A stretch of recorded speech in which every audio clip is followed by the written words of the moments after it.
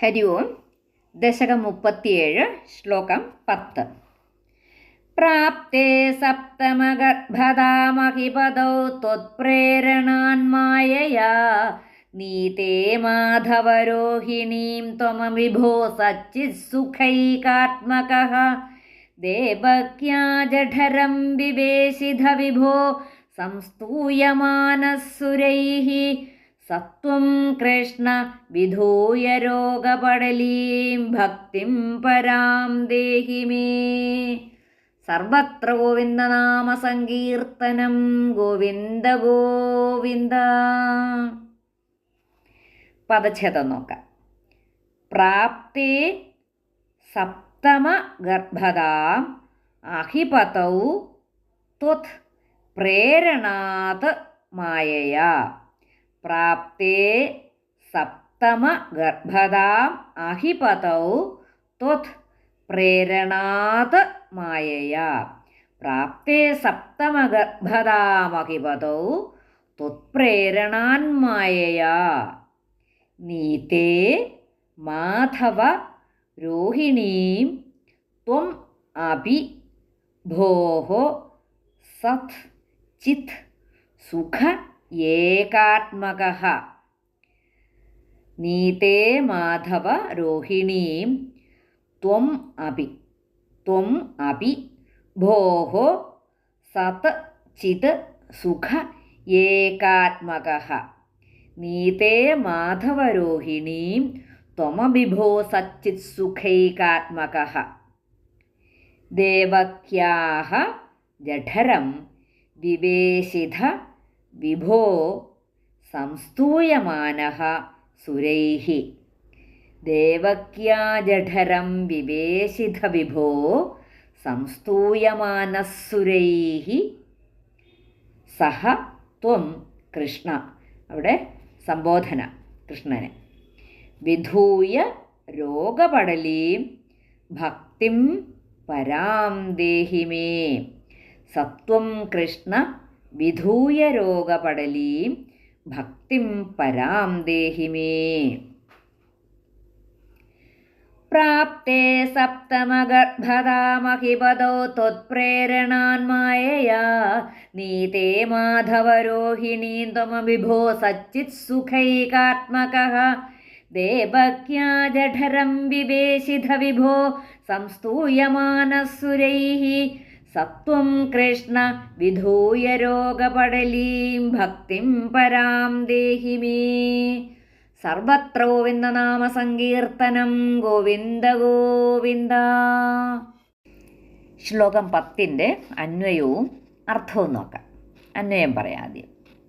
അഹിപതൗ സപ്തമഗർഭദാം പ്രാപ്തേ സതി മാധവ ത്വത്പ്രേരണാത് മായയാ രോഹിണീം നീതേ ച സതി ഭോഃ വിഭോ സച്ചിത് സുഖൈകാത്മകഃ ത്വമപി ദേവക്യാഃ ജഠരം വിവേശിധ കൃഷ്ണ സുരൈഃ സംസ്തൂയമാനഃ സഹ ത്വം രോഗപടലീം വിധൂയ മേ പരാം ഭക്തിം ദേഹി. അഹിപതൗ സപ്തമഗർഭദാം പ്രാപ്തേ. അനന്തരം സർപ്പരാജൻ അല്ലെങ്കിൽ ആദിശേഷൻ ദേവകിയുടെ 7ാമത്തെ ഗർഭം എന്ന അവസ്ഥയെ പ്രാപിക്കുകയും മാധവ അല്ലയോ മാധവ അല്ലയോ ലക്ഷ്മീപദേ ത്വത്പ്രേരണാത് അവിടുത്തെ പ്രേരണയാൽ മായയാ രോഹിണീം നീതേ മായ ആ ഗർഭത്തെ രോഹിണിയിലേക്ക് എത്തിക്കുകയും ചെയ്തപ്പോൾ ഭോ വിഭോ അല്ലയോ സർവവ്യാപിൻ സച്ചിത് സുഖൈകാത്മകഃ സച്ചിദാനന്ദ സ്വരൂപനായ ത്വം അപി അവിടുന്നും സച്ചിത് സുഖൈകാത്മകഃ ത്വം അപി സച്ചിദാനന്ദ സ്വരൂപനായ അവിടുന്നും ദേവക്യാഃ ജഠരം വിവേശിധ ദേവകിയുടെ ഉദരത്തിൽ ഗർഭമായി പ്രവേശിച്ചു. കൃഷ്ണ സുരൈഃ സംസ്തൂയമാനഃ സഹ ത്വം. ഹല്യോ കൃഷ്ണ, ഹേ കൃഷ്ണ, ദേവന്മാർ അസ്സലായി സ്തുതിച്ച അവിടുന്ന്, അതാണ് കൃഷ്ണ, സുരൈഹി എന്ന് പറഞ്ഞാൽ ദേവന്മാർ, സംസ്തൂയമാനഹ സ്തുതിച്ചു, അസലായിട്ട് സ്തുതിച്ചു.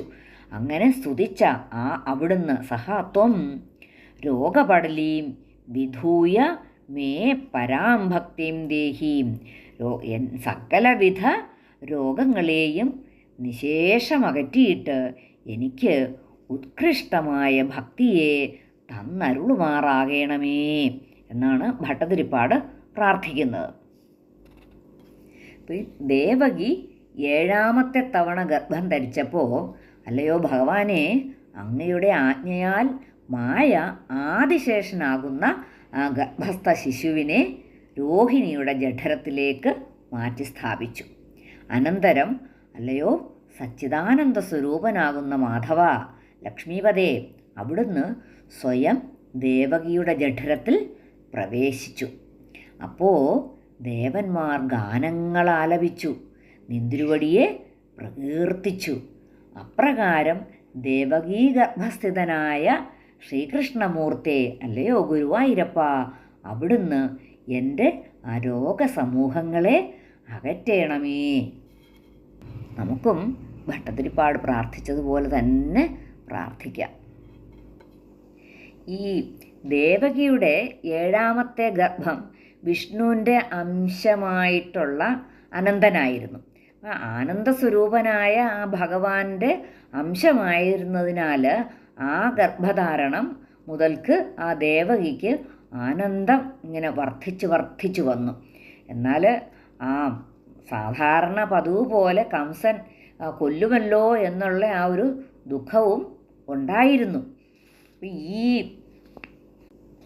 തൻ്റെ ഈ ഭക്തന്മാരിൽ വെച്ച് മുഖ്യന്മാരായിരിക്കുന്ന ഈ വസുദേവൻ മുതലായ യാദവന്മാർക്ക് ഈ കംസനിൽ നിന്നുണ്ടായിരിക്കുന്ന ആ ഭയത്തെ അറിഞ്ഞിട്ട് തൻ്റെ ആ ശക്തി സ്വരൂപിണിയായ യോഗമായയെ അരികത്ത് വിളിച്ചിട്ട് പറയുകയാണ്, ഹേ ദേവി സർവമംഗല സ്വരൂപിണി, നീ ഗോകുലത്തിലേക്ക് ഇപ്പോൾ തന്നെ ഗമിക്കണം. ഗോപന്മാരും പശുക്കളും ആ സ്ഥലത്തിന് അലങ്കാരമായിരിക്കുന്നത് കൊണ്ട് ആ സ്ഥലം ഒന്ന് കാണേണ്ടത് തന്നെയാണ്. അവിടെ നന്ദഗോപൻ്റെ സ്ഥലത്തിൽ വസുദേവരുടെ ഭാര്യയായ രോഹിണി എന്നൊരു സ്ത്രീയുണ്ട്. അവിടെ രോഹിണി മാത്രമല്ല ഉള്ളത്, വസുദേവരുടെ വസുദേവ ഭാര്യമാരായിട്ടുള്ള മറ്റു സ്ത്രീകളും ഒക്കെ ഉണ്ട് അവിടെ. അവരെല്ലാവരും തന്നെ കംസനെ ഭയപ്പെട്ട് ഈ വേഷം മാറി ഒക്കെ ആയിട്ടാണ് അവിടെ വസിക്കുന്നത്. അപ്പോൾ നീ അവിടെ പോകേണ്ട ആവശ്യം എന്തെന്ന് വെച്ചാൽ, ഇപ്പോൾ ഈ ദേവകിയുടെ ഗർഭത്തിൽ പ്രവേശിച്ചിരിക്കുന്നത് എൻ്റെ അംശമായിരിക്കുന്ന, ഭഗവാന്റെ അംശമായിരിക്കുന്ന ആദിശേഷനാകുന്നു. അതിനെ ദേവകീ ഗർഭത്തിൽ നിന്ന് യാതൊരു കേടും കൂടാതെ പുറത്തേക്കെടുത്ത് രോഹിണിയുടെ ഗർഭത്തിൽ സുഖമായി പ്രവേശിപ്പിക്കണം. അപ്പം എൻ്റെ അംശമായതിനാൽ ഈ ആകർഷിച്ചെടുക്കുമ്പോൾ ജീവഹാനി ഒന്നും സംഭവിക്കുകയില്ല. ഈ ദേവകി ഗർഭത്തെ ആകർഷിച്ച് രോഹിണി ഗർഭത്തിൽ പ്രവേശിപ്പിക്കുന്നത് എന്താവശ്യം സാധിക്കാനാണെന്ന് തോന്നും. അപ്പോൾ നീ ആ ദേവകിയുടെ ഗർഭത്തെ ആകർഷിച്ച ഉടനെ തന്നെ ഞാൻ പരിപൂർണ സ്വരൂപത്തോടു കൂടിയിട്ട് ദേവകിയുടെ പുത്രഭാവത്തെ അംഗീകരിക്കാൻ പോവുകയാണ്. നീയാണെങ്കിലോ നീ നന്ദൻ്റെ ഭാര്യയായ യശോദയിൽ അവതരിക്കണം. എൻ്റെ അവതാര സമ്പത്ത് പരിപൂർണമാവണമെങ്കിൽ നീ കൂടി ആവശ്യമാണ്.